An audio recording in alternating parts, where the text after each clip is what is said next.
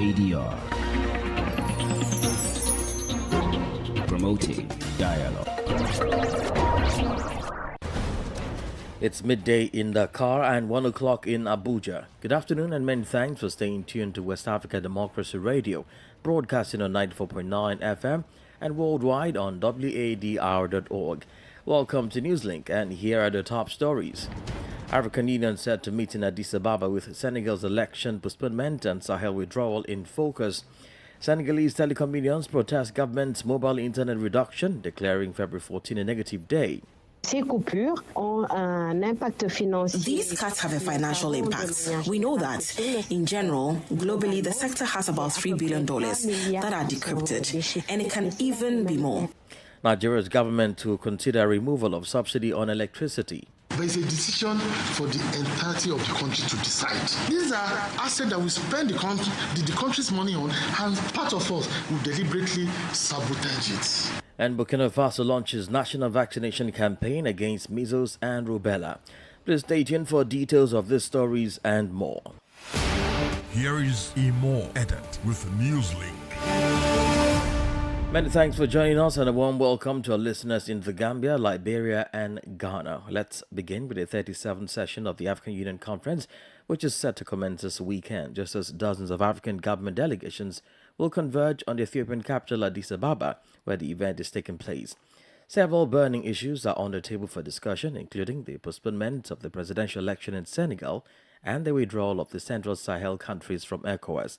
The gathering will also scrutinize various military diplomatic conflicts, assessing the efficacy of existing settlement mechanisms. Ibrahim Khan is an AU expert.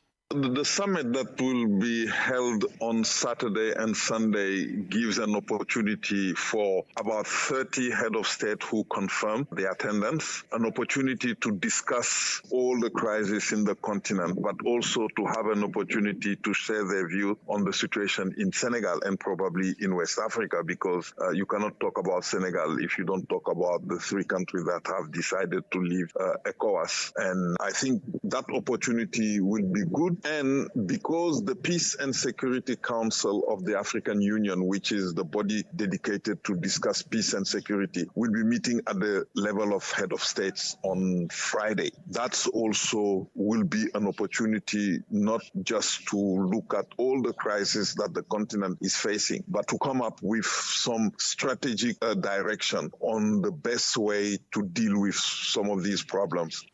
Well, we will be discussing in depth the likely outcome of the summit in our guest interview segment.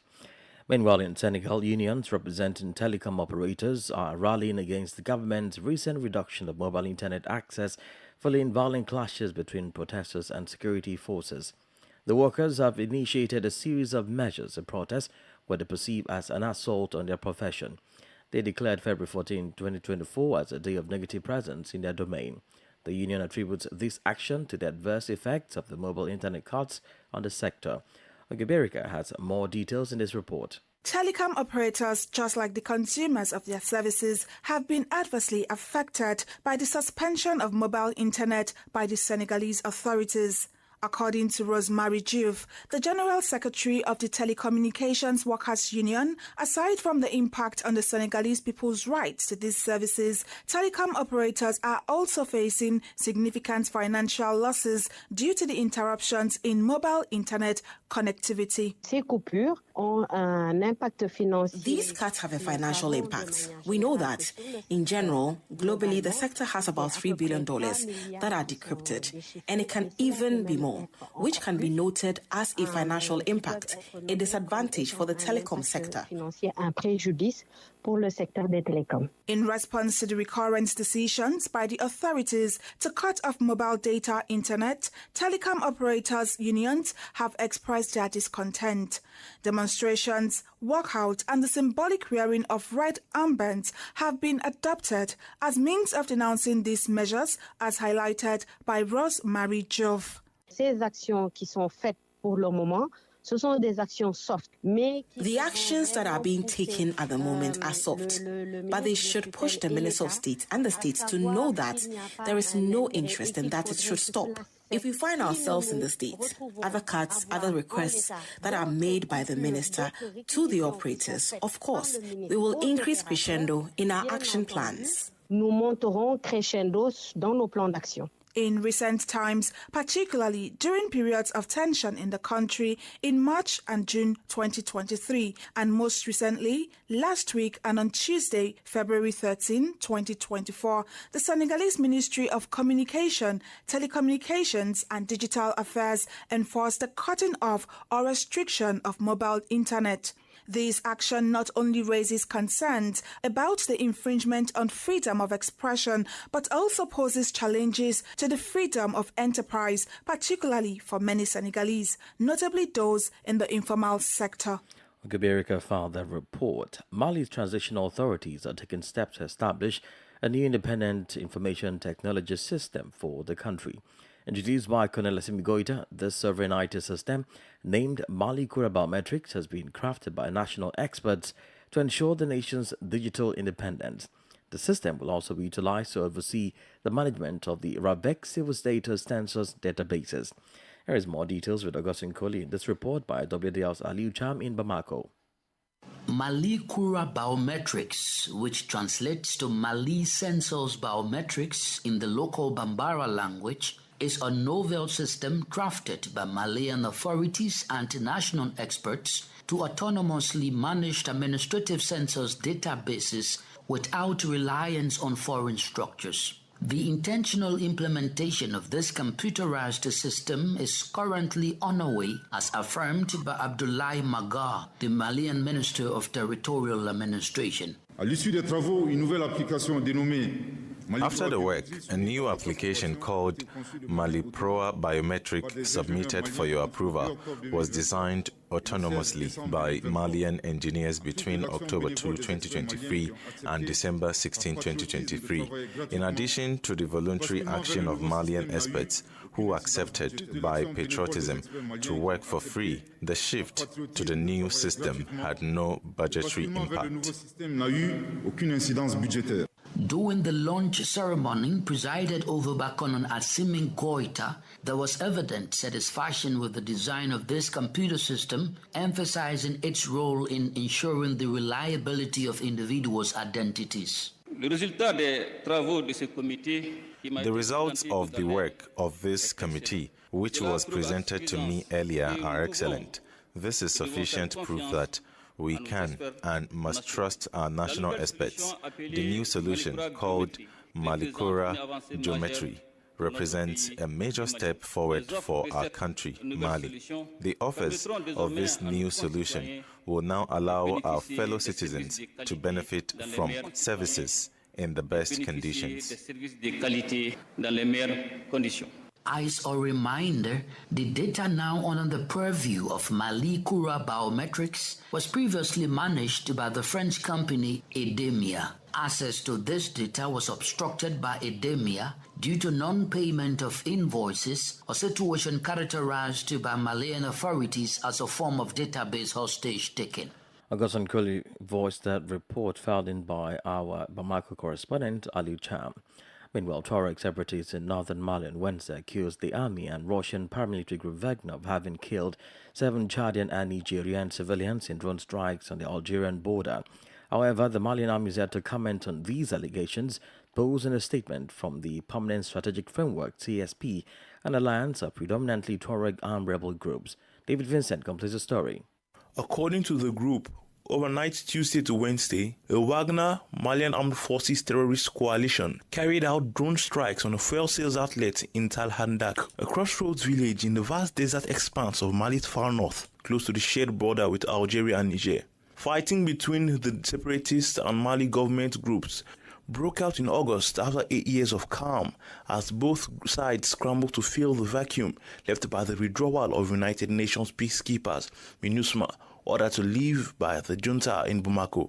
The military leaders who seized power in 2020 had achieved a symbolic success widely hailed in Mali, but the rebellious group in the northern desert region did not lay down their arms. The offensive in northern Mali had been marked by numerous allegations of exactions against civilians by Malian forces and the Russian allies, which the Malian authorities systematically deny. Malian forces were supported by Wagner mercenary groups, according to the rebels and local officials, although the junta denies the presence of the private Russian security group in the country. David Vincent filed that report. More stories coming up on West Africa Democracy Radio. Newslink continues. Let's cross over now to Nigeria, where the government is responding to surge in food costs and double-digit inflation by proposing the establishment of a national commodity board. This board is intended to regulate the prices of grains and other commodities, particularly as smallholder farmers play a dominant role in production across the country. WADR's Usman Amari in Abuja reports that Nigeria is currently facing a food crisis, with prices reaching a nearly three-decade high of 28.92% annual inflation in December.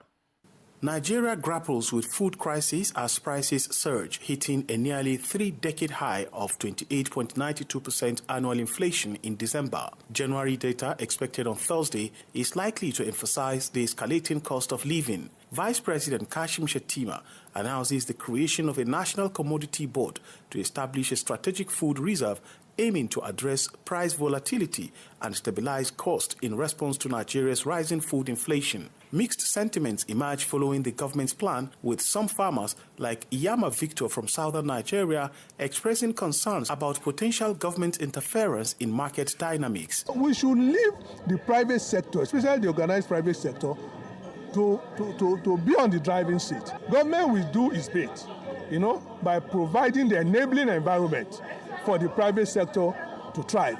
In December, food inflation dominates Nigeria's inflation basket, reaching 33.93%. Various food items, including bread, fish, meat, fruit, and eggs, experience significant price hikes. To counterbalance the removal of a costly fuel subsidy, the government plans to revitalize the short-term food supply, involving measures like distributing fertilizer and grain to farmers and households. President Bola Tinubu's reforms last year, eliminating the fuel subsidy and devaluing the currency, have yet to stimulate economic growth with persistent inflation. Rising food prices, partially fueled by widespread kidnapping and banditry, prompt the government to mobilize its security architecture to protect farms. Farmers will also receive concessionary funds, and irrigation will be promoted for consistent food production. In the 1980s, Nigeria eliminated marketing boards as part of reforms to eliminate subsidies and stabilize markets. For Newslink on West Africa Democracy Radio, Usman Umar reporting from Abuja. Meanwhile, the Nigerian government says it can no longer continue to subsidize electricity, adding that the nation must begin to move towards a cost-effective tariff model, as the country is currently indebted to the tune of 1.3 trillion naira to generating companies Gencos and $1.3 billion owed gas companies. The country's Minister of Power, Adebayo Adelabu, addressing a press conference in Abuja on Wednesday, said only 450 billion naira, about 182 billion CFA francs, was budgeted for subsidy this year, but the ministry needs over 2 trillion naira for it. It said state governments will now be allowed to generate power independently to supply power to their state. The minister also said over 50 billion naira had been earmarked in the 2024 budget to build mini grids to supply power to remote areas. We are also resuscitating the abandoned 26 small and medium-sized hydro plants across the country with solar hybridization. This will adopt embedded power model with connectivity to the regional discos network. This is so easy. It doesn't have to go through the national grid. We have small dams with 10 megawatts, 6 megawatts, 1 megawatt across. We have one in Oyo State, Ikere Gorge Dam. We have one in Ogun State, Oyo, and we have across Nigeria. If we rehabilitate this, we are going to be supplying additional power to the states And they don't need to go to the national grid on the 330 or 132 kV lines. They will be on the 33 kV line within the distribution network of the state. And this will be backup power. It is either we look for money at all costs to fund the subsidy because of the political situation of the country and the hardship people are passing through, or we bite the bullet and everybody understands, okay, let's bring the roof down first. Let's reflect everything on market commercial basis. Then we'll start a rebuilding because it is postponing the evil days if we continue anyway. So I am not calling for removal of subsidy before they misquote me, but it's a decision for the entirety of the country to decide. These are assets that we spend the country's money on, and part of us will deliberately sabotage it. Nigeria's Minister of Power Adebayo Adelabu speaking there. You're listening to Newslink on West Africa Democracy Radio 94.9 FM Dakar. Here is a reminder of the top stories. African Union said to meet in Addis Ababa with Senegal's election postponement and Sahel withdrawal in focus. Senegalese telecom unions protest government's mobile internet reduction, declaring February 14 a negative day. Nigeria's government to consider removal of subsidy on electricity. And still ahead, Burkina Faso launches national vaccination campaign against measles and rubella. We do have the press review, guest interview, and sports news. Please stay with us. You are listening to West Africa Democracy Radio, broadcasting from Dakar, Senegal. Don't forget, we are streaming live on WADR.org, Facebook, and YouTube.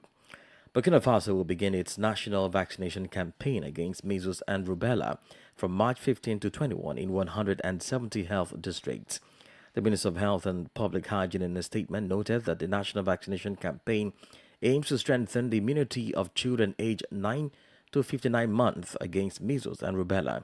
Rubella is a contagious viral infection best known for its distinctive red rash. It's also called German measles or 3-day measles.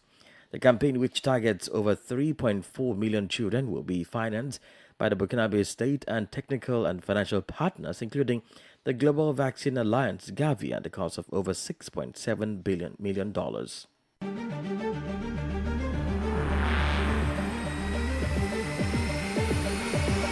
This is the newspaper review.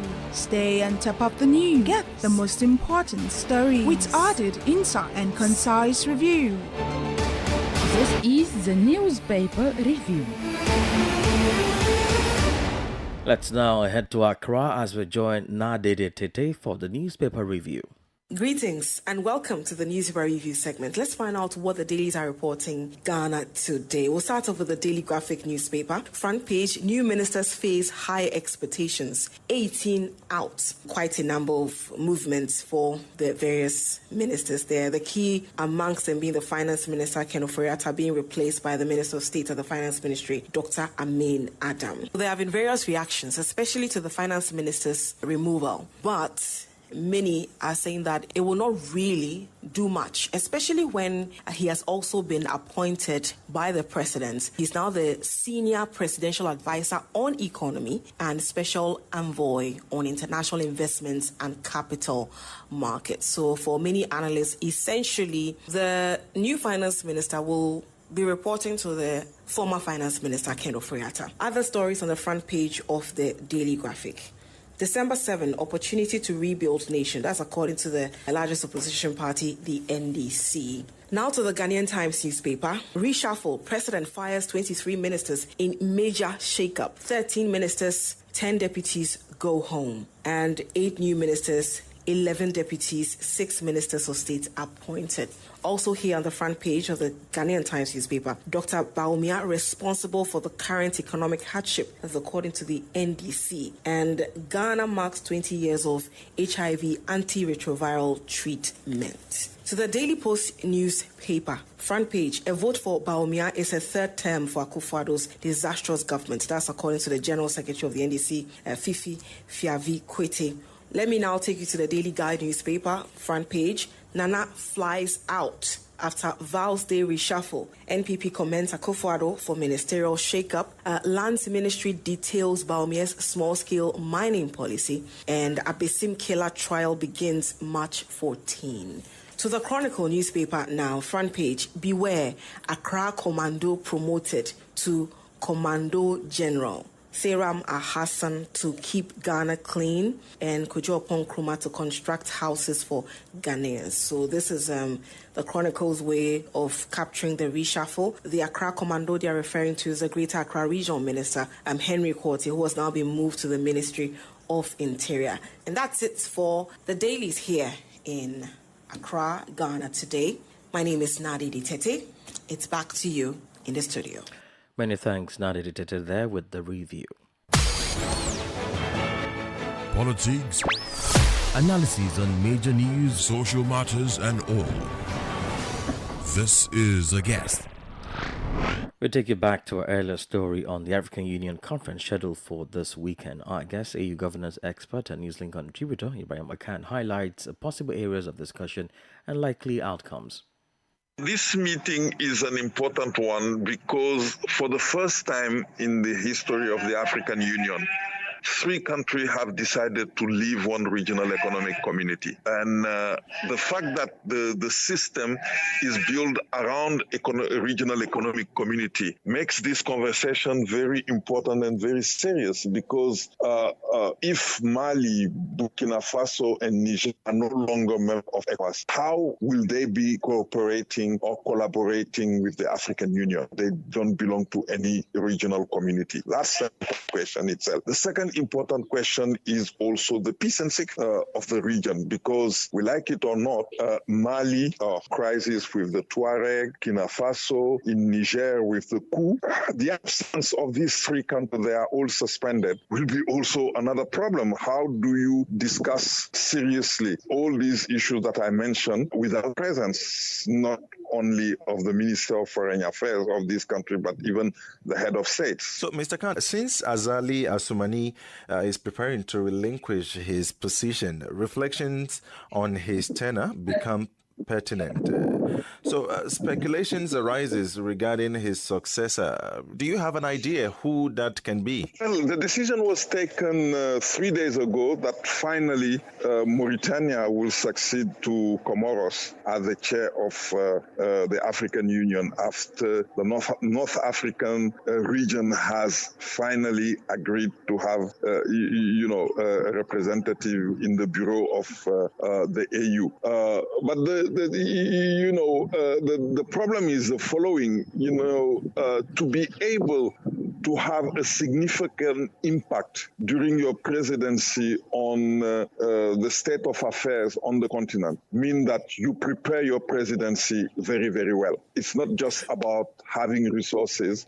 It's not just about having human resources who can play an important role. It's also to set your own agenda, to say what are the issues that I'm going to deal with during my 1-year presidency. A president who will be elected almost 2 or 3 weeks after being selected, will not be able to do all those things that I've mentioned. And it will mean that the Mauritanian presidency will be a very weak presidency. And I can even add another element to the weaknesses that we will be foreseeing, is the fact that Mauritania is going into the preparation of presidential election. So the question will be, is the president who will be preparing in an election will really focus on African matters, on African issues, rather than Mauritanian issues? That's a big question mark because, he needs to be re-elected. And to be re-elected, he needs to show Mauritanian that he's resolving their problem. Our guest was AU governance expert and Newslink contributor Ibrahim Akan. Let's join Zankli Janko for the latest in sports news.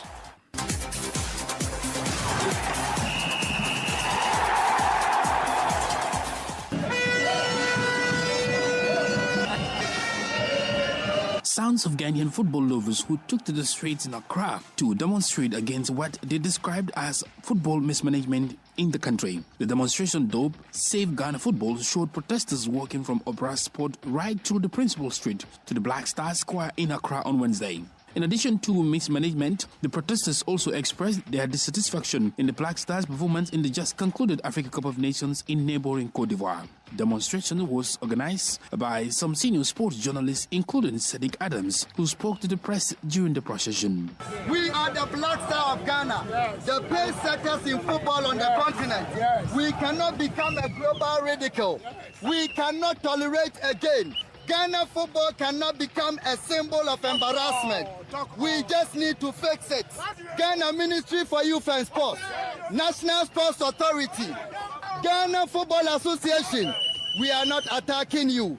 We are not insulting you. We are not vilifying you. Sit up and save the game. Enough is enough. Ghana's recent performances at international competitions have been disheartening. They were booted out of the AFCON without winning a single match. This followed their early exit in the 2022 FIFA World Cup in Qatar. Elsewhere, the Confederation of African Football, CAF, has banned Senegalese international Crépin Diatta for his comments against the African football governing body after Senegal were beaten by Côte d'Ivoire in the AFCON. Diatta accused the CAF of corruption after the match official failed to award Ismail Assar for what he believed should have been a penalty. Diatta has been suspended for 4 matches, 2 of which are suspended, plus a fine of €10,000. And that's it for sports. It's back to you. And we've come to the end of this edition of Newslink from West Africa Democracy Radio, broadcasting from Dakar, Senegal. Thank you for listening, and many thanks to Christian Kudi and Maudiju for the technical assistance. Let's continue the conversation on our social media platforms, X, formerly Twitter, Instagram at WADR News, and Facebook, West Africa Democracy Radio, English Service. And Viroscope, our flagship agriculture and environment program, is next at the bottom of the hour. I am Imo Edet. Good afternoon. And many